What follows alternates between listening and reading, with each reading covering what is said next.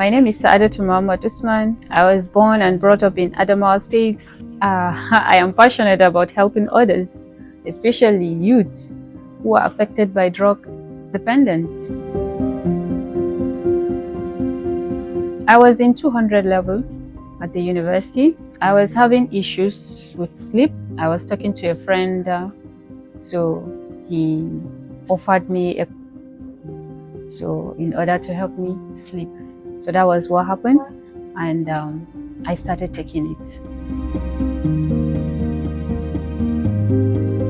It was the time I almost killed my son. I was seriously high that evening. My actions was somehow out of this world, because I forbid my son from going to the neighbor's house, and when I came home that day, he was not around. So I was furious that night. So when he came, that anger, I didn't know how it happened, but it just happened in flash, like in a split second. I hit his head against the wall. That was my turning point, actually. Well, my recovery was in phases. Actually, the first phase was my mother, in desperate to save me, she took me to a place she believed could help. That's informal rehabilitation center. Unfortunately, that place was not a place of healing. It was a place of horror, torture, and abuse, where I was abused, brutally beaten, starved to death, locked up for 3 days without food and water. So I spent 2 months in that house. So after escaping from that house, that was when I began my actual recovery. Yeah, stigma, stigma became my second battle, actually. Even after I healed, the world didn't forget that, yeah, she was a drug addict. She was a user.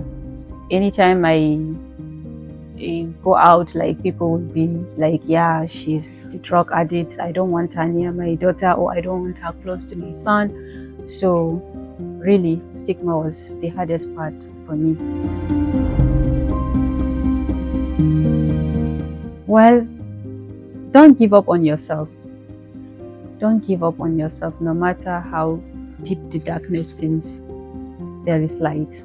You are worthy of love, of forgiveness, and of a second chance. And choose your friends wisely.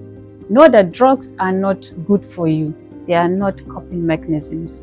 So stay away from drugs, and stay away from the friend that advised you to take drugs, and ask for help.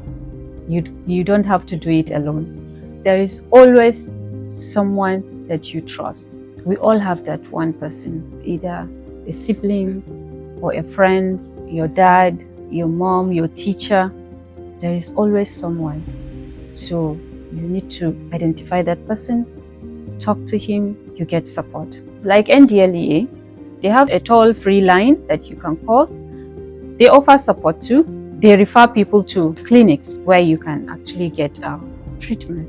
What MTN are doing is really a good job, especially for the young ones affected by drug addiction. Actually, it's a privilege for me to be here and to share my story so that it will inspire others. For the world that watches people like me, please don't look at us with disgust. Don't reduce us to the worst chapter of our lives. We are not our mistakes. We are not addicts or shameful girls. We are human beings fighting battles most people will never understand. Addiction is not a choice. It's a chain, and chains don't break with violence or silence. It breaks with love, compassion, and support.